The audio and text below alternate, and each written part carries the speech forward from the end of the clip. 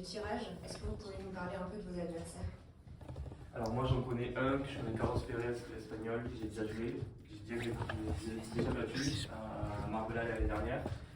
Le joueur de gauche c'était un italien, je ne connais pas du tout, je ne sais pas si tu connais Adrien. Non, moi je connais aucun des deux joueurs, donc ça va être de la totale découverte sur le terrain.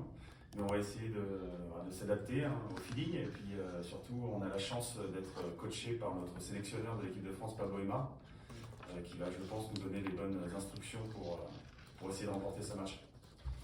Vous n'avez pas toujours été associés. Est-ce que vous avez joué souvent des tournois ensemble ou pas? On a joué en équipe de France ensemble, on a fait un match contre l'Espagne. C'était contre l'Espagne. On avait plutôt fait un bon match, on a des jeux qui correspondent bien. Adrien va beaucoup vers l'avant, moi j'aime défendre, prendre mon temps, donc on se correspond bien et on joue bien depuis quelques semaines ensemble. On a fait un tournoi de préparatoire à Amsterdam la semaine passée. On a perdu le premier tour en tableau, mais on a fait plutôt un bon match contre une grosse tête de série. Donc on est bien, on est en confiance et on joue bien ensemble. On a fait des bons matchs de préparation là, sur les terrains à Alex. On a joué une fois sur le central, on avait des bonnes sensations également. Et donc on se sent bien ensemble en tout cas.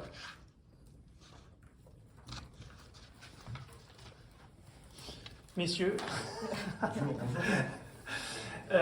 est-ce que on peut pas dire que vous êtes une paire atypique, dans le sens où on a un joueur de gauche avec un jeu atypique qui est peut-être un peu moins offensif qu'un jeu qui a une très bonne défense, et puis un joueur de droite qui lui a plutôt tendance à coller le filet.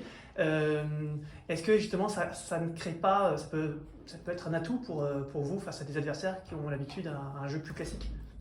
C'est sûr qu'on peut peut-être créer la surprise, surtout que sur le circuit, les joueurs ne connaissent pas forcément très bien, puisque je ne joue pas toute l'année ce circuit-là, je joue beaucoup en France, moi.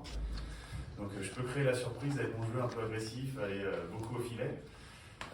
Mais bon, Bastien est là aussi pour défendre toutes les balles derrière, ça c'est sa responsabilité. Hein. Je laisse faire, moi je vais essayer de finir les points au mieux possible. C'est ça qui est atypique justement, c'est le joueur de gauche qui va aller... C'est justement ça qui est atypique, qui peut dérégler même les adversaires. Ils vont se dire mais qu'est-ce que va faire le joueur de gauche à aller défendre le joueur de droite et vice versa d'ailleurs. Donc, Exactement. Ben, moi les gens me connaissent parce que je fais le circuit depuis pas mal d'années, mais Adrien est pas assez nouveau, mais il ne fait pas non plus tous les tournois sur le circuit. Et Adrien normalement joue à gauche, donc ça va être très atypique. Adrien va jouer son jeu à fond, moi je vais tout défendre et ça sera très bien comme ça va surprendre. Alors vous avez dit que les joueurs, vous les connaissiez relativement peu, sauf un, hein, je crois, pour Bastien.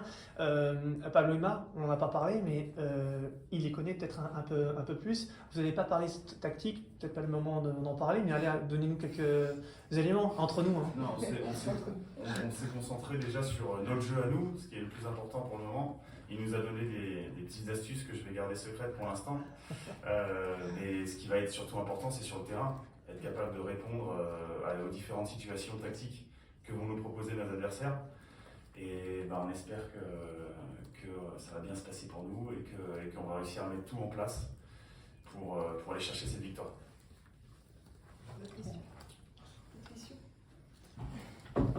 J'ai une question un peu plus générale sur donc vous êtes hyper content de jouer ici, mais qu'est-ce que vous pensez que ça représente pour le padel en France, qui est un tournoi aussi important ici?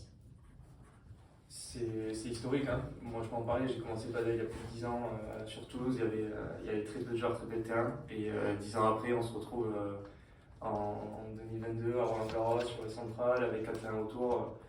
C'est extraordinaire, avec un prize money énorme, avec une conférence de presse, avec l'hôtel, avec ses joueurs, en fait, tout est top, en termes de communication ça va être énorme pour le padel, ça va développer le padel énormément. Le sport le mérite, je pense, et certains joueurs le méritent aussi, je pense aussi. C'est sûr.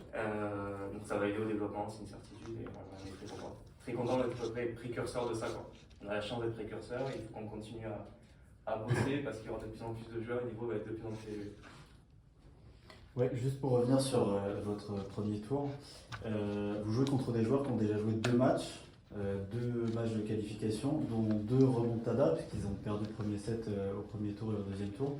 Du coup, ils ont pas mal joué. Est-ce qu'il y a une dimension physique? Est-ce que vous pensez que vous aurez un peu de l'ascendant sur le fait d'être plus frais qu'eux? Est-ce que ça peut rentrer en compte dans le match, la condition? Bien sûr, ça peut rentrer en compte. Après, c'est des joueurs professionnels qui sont prêts pour ce genre de situation. Ils ont enchaîné beaucoup de tournois aussi sur les tournois précédents, sur les différents circuits. Voilà, nous on est frais effectivement, mais eux ont la chance aussi d'avoir des repères sur ce tournoi, sur un match officiel.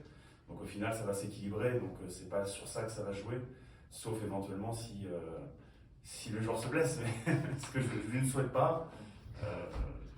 C'est pas comme ça que je vais gagner. Mais en tout cas, voilà, non, ça va s'équilibrer parce que le fait de jouer des matchs sur le terrain dans les conditions de jeu réelles, forcément, ça a aussi un avantage. Donc oui, on est frais, mais eux ont l'expérience du terrain. Tu parlais de repères. Les repères, ils sont importants aussi sur les cours, Philippe Chatrier, parce qu'il est très très grand. Je crois que vous avez pu vous entraîner dessus. Est-ce que vous avez senti la différence par rapport à une piste classique en fait? Bah, je te laisse répondre parce que moi je me suis entraîné dessus. Ah oui, c'est vrai. C'est vrai que je me suis entraîné avec Benjamin. Les sensations sont, ça résonne beaucoup. Donc le bruit de l'impact de balle sur la raquette est différent. Ce qui est mieux que sur les annexes, c'est qu'en fait, comme les vitres sont complètement transparentes derrière, dans des conditions un petit peu de jeu réel, il y a des poteaux sur les tournois français en tout cas. Donc on a ce repère visuel de savoir où est-ce qu'on lobe, la distance du lobe. Et c'est vrai que sur les premiers lobes, c'était compliqué de savoir quelle longueur on allait avoir. Mais sinon, les conditions sont exceptionnelles. Enfin, je pense qu'il y a un petit peu moins de vent que sur les terrains annexes. Et puis, bah voilà, je ne sais pas quoi dire. C'est un rêve de gosse de jouer sur ce terrain. Donc j'espère que tout va être bon pour nous, que les planètes vont être alignées pour qu'on fasse un grand match. D'autres questions? Merci. Merci beaucoup. Merci beaucoup.